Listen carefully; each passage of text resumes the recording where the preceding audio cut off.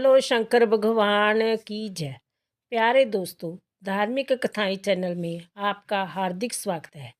आज मैं अपनी वीडियो में प्रदोष व्रत की कथा सुनाने जा रही हूँ। प्रदोष से तात्पर्य है रात्रि का आरंभ। इस व्रत के पूजन का विधान इसी समय होता है, इसलिए इसे प्रदोष व्रत कहते हैं। जय व्रत प्रत्येक पक्ष की त्रयोदशी को किया जाता है। प्यारे दोस्तों, यूट्यूब चैनल धार्मिक कथाएं यदि आपने अब तक लाइक और सब्सक्राइब नहीं किया तो ज़रूर करें। बेल आइकन दबाना ना भूलें ताकि आने वाली सभी वीडियोज की जानकारी आपको सबसे पहले हो सके। वीडियो को पूरी सुनने के बाद कमेंट बॉक्स में ओम नमो शिवाय लिखना ना भूलें। प्रदोष व्रत की कथा। पूर्व काल में एक पुत्रवती ब्राह्मणी थी। उसके 2 पुत्र थे। वह ब्राह्मणी बहुत निर्धन थी। देवयोग से उसे एक दिन महर्षि संडाल्या के दर्शन हुए। महर्षि के मुख से प्रदोष व्रत में शिव पूजन की महिमा सुनकर उस ब्राह्मणी ने ऋषि से पूजन की विधि पूछी। उसके श्रद्धा और आग्रह से ऋषि ने उस ब्राह्मणी को शिव पूजन का उपयुक्त विधान बतलाया और उस ब्राह्मणी से कहा, तुम अपने दोनों पुत्रों से शिव की पूजा कराओ। इस व्रत के प्रभाव से तुम्हें 1 वर्ष के पश्चात पूर्ण सिद्धि प्राप्ति होगी।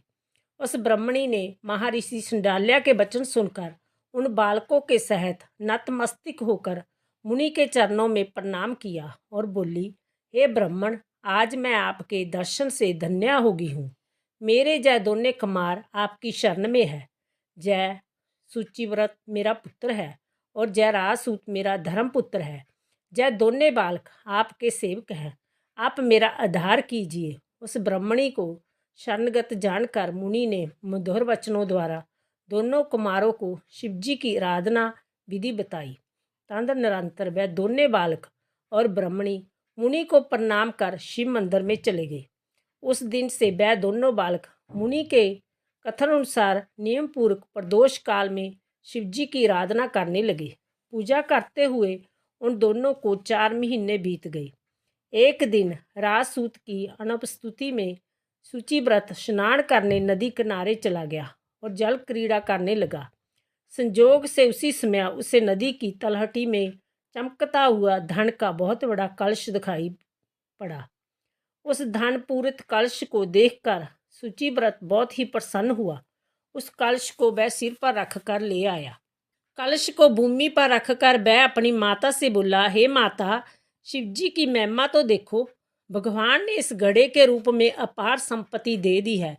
उसकी माता घड़े को देखकर आश्चर्य करने लगी और राजसूत को बुलाकर कहा, बेटा, मेरी बात सुनो। तुम दोनों इस धन को आपस में आधा आधा बांट लो। माता की बात सुनकर सूचिव्रत अत्यंत प्रसन्न हुआ, परंतु राजसूत ने अपनी असहमति प्रकट करते हुए कहा, हे माँ, जय धन तेरे पुत्र के पुण्य से उसे प्राप्त हुआ है। मैं इसमें किसी प्रकार का हिस्सा लेना नहीं चाहता, क्योंकि अपने किए हुए कर्म का फल मनुष्य स्वयं ही भोगता है। इस प्रकार शिव पूजन करते हुए एक ही घर में उन्हें 1 वर्ष व्यतीत हो गया। एक दिन राजकुमार ब्राह्मणी के पुत्र के साथ बसंत ऋतु में वन विहार करने के लिए गया। वह दोनों जब साथ साथ वन में बहुत दूर निकल गए तो उन्होंने वहाँ पर सैकड़ों गंधर्वमय कन्याएं खेलती हुई दिखाई पड़ी। ब्राह्मण कुमार उन गंधर्व कन्याओं को क्रीड़ारत देखकर राजकुमार से बोला, जय पर कन्याएं विहार कर रही है, इसलिए हम लोगों को अब और आगे नहीं जाना चाहिए, क्योंकि जय गंधर्व कन्याएं शीघ्र ही मनुष्यों के मन को मोहित कर लेती है।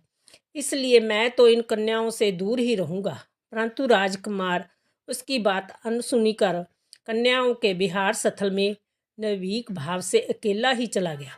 उन सभी गंधर्व कन्याओं में प्रधान सुंदरी उस आए हुए राजकुमार को देखकर मन में विचार करने लगी कि कामदेव के समान सुंदर रूप वाला जय राजकुमार कौन है।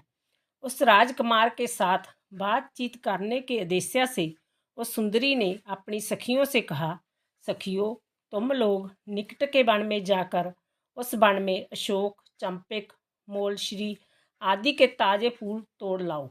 तब तक मैं तुम्हारी प्रतीक्षा में यहीं रुकी रहूंगी।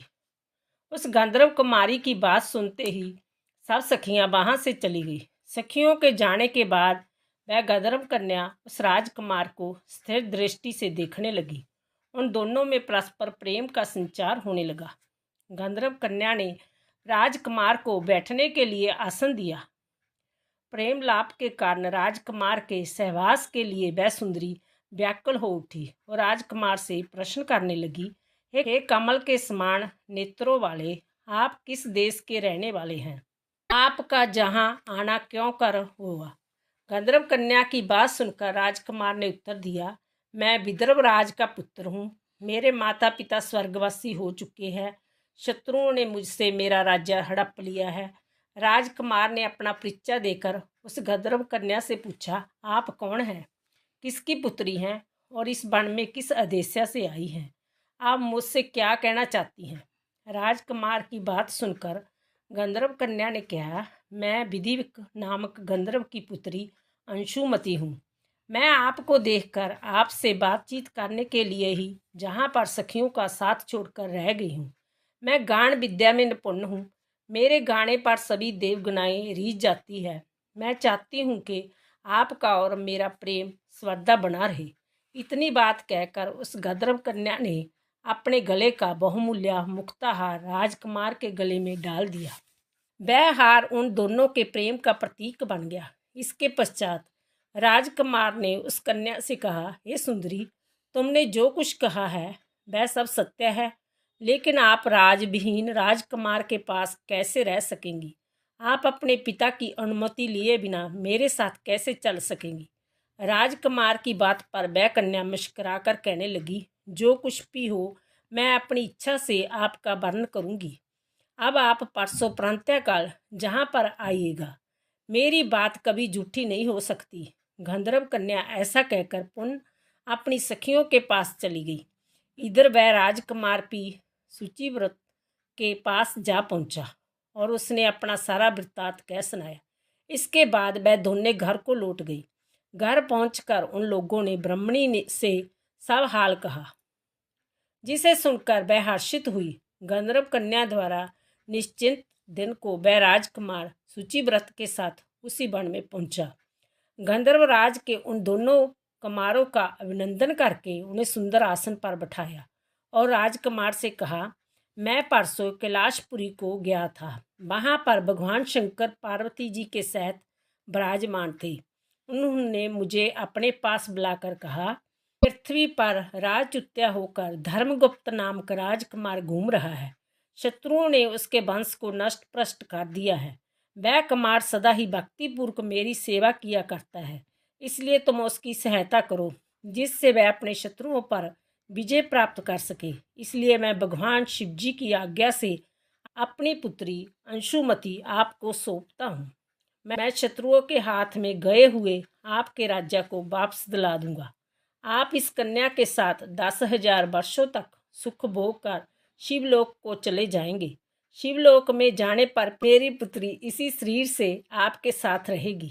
इतना कहकर गंधर्व ने अपनी पुत्री का विवाह राजकुमार के साथ कर दिया। दहेज में नेक बहुमूल्य रत्न, वस्त्र, रथ आदि प्रदान किए।